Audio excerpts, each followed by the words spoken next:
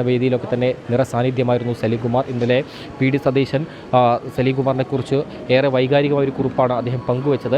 ഇന്നലെ വൈകിട്ടാണ് അദ്ദേഹം തിരുവനന്തപുരത്ത് നിന്നും കൊച്ചിയിലേക്ക് എത്തുകയും അതിനുശേഷം ഇന്നിപ്പോൾ രാവിലത്തെ മറ്റ് തിരക്കുകളൊക്കെ തന്നെ ഒഴിവാക്കി അദ്ദേഹം ഇപ്പോൾ സലീംകുമാറിനെ തൻ്റെ ഏറ്റവും അടുത്ത സുഹൃത്ത്, സഹോദരൻ എന്നീ നിലകളിലൊക്കെ തന്നെ അദ്ദേഹം സ്വയം നമ്മളോട് എപ്പോഴും സംസാരിക്കാറുള്ള സലീംകുമാറിനെ കുറിച്ച് പറഞ്ഞ വാക്കുകൾ എങ്ങനെയായിരുന്നു. ഇപ്പോൾ സലീംകുമാറിനെ കാണാനായി അദ്ദേഹം എത്തി ആദരാഞ്ജലികൾ അർപ്പിക്കുന്നതാണ് നമ്മളിപ്പോൾ ദൃശ്യങ്ങളിൽ കണ്ടുകൊണ്ടിരിക്കുന്നത്.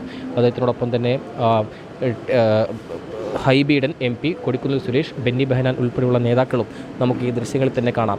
അദ്ദേഹത്തിൻ്റെ ഏറ്റവും അടുത്ത ഒരു പ്രിയപ്പെട്ട ആളുകൂടിയാണ്, ഒരു സഹോദരൻ കൂടിയാണ് സലീംകുമാർ. കാരണം അദ്ദേഹത്തിൻ്റെ രാഷ്ട്രീയ പ്രചരണ വേദിയിൽ കേവലം ഒരു പറവൂരിൽ മാത്രമല്ല അദ്ദേഹം ഇത്തവണ പ്രചരണത്തിനിറങ്ങിയത്, അത് സംസ്ഥാനത്തെ പല മണ്ഡലങ്ങളിലേക്കും അദ്ദേഹം പോയിരുന്നു.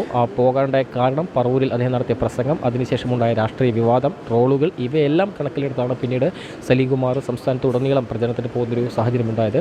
ഇപ്പോൾ അദ്ദേഹത്തിൻ്റെ മകനെ അദ്ദേഹത്തിനെ ആശ്വസിപ്പിക്കുകയാണ്. അദ്ദേഹത്തിൻ്റെ കുടുംബാംഗങ്ങളെ തന്നെ മുഖ്യമന്ത്രി ആശ്വസിപ്പിക്കുന്ന നമ്മൾ ദൃശ്യങ്ങളിൽ കണ്ടുകൊണ്ടിരിക്കുന്നത്. ഏറെ വൈകാരികമായൊരു സമയം കൂടിയാണ്. അദ്ദേഹത്തിൻ്റെ ഏറ്റവും പ്രിയപ്പെട്ട ഒരു സുഹൃത്ത്, സഹോദരൻ എന്നീ നിലകളിലൊക്കെ തന്നെ സലീംകുമാർ ആ നിലയിലായിരുന്നു വി ഡി സതീശന്. ഇന്നലെ അദ്ദേഹത്തിൻ്റെ വൈകാരിക കുറിപ്പ് അങ്ങനെ വ്യക്തമാക്കുന്നതാണ്. എന്തായാലും നമുക്കറിയാം, ഇനി അദ്ദേഹത്തിൻ്റെ ജീവിത സിനിമ യാത്ര ബന്ധപ്പെട്ട് അതിലേക്ക് വന്നാൽ കേവലം ഒരു ഹാസ്യ താരം എന്നതിനപ്പുറം അദ്ദേഹം പല റോളുകളിലൂടെ നമ്മെ അത്ഭുതപ്പെടുത്തിയിട്ടുണ്ട്. ഞാൻ നേരത്തെ സൂചിപ്പിച്ചപ്പോൾ തന്നെ അദ്ദേഹം ഒരു മതിലാണ് പൊളിച്ചത്. അത് 2021 ആ മതിൽ പൊളിച്ച് അദ്ദേഹം ഒരു ദേശീയ പുരസ്കാരം, ഹാസ്യതാരം എന്ന നിലയിൽ മാത്രം അറിയപ്പെട്ടിരുന്ന ആളുകളെ അത്തരം ക്യാരക്ടറുകൾ തേടി വരാത്തൊരു സമയത്താണ് അദ്ദേഹത്തിന് അങ്ങനെ ഒരു ക്യാരക്ടർ വരികയും അദ്ദേഹം ദേശീയ പുരസ്കാരം നേടുകയും ചെയ്തത്. ആ മതിൽ അദ്ദേഹം പൊളിച്ചു. അതിനുശേഷം നിരവധി ആളുകൾ, ഇന്ദ്രൻസ്, സുരാജ് വെഞ്ഞാറമൂട് ഉൾപ്പെടെയുള്ള ഹാസ്യതാരമായി തന്നെ മാത്രം ഒതുങ്ങേണ്ട ആളുകൾക്കൊക്കെ തന്നെ അദ്ദേഹം ഒരു വഴികാട്ടിയാണ്. പിന്നീട് പല റോളുകളിലേക്കും അദ്ദേഹം വഴികാട്ടിയായിരുന്നു.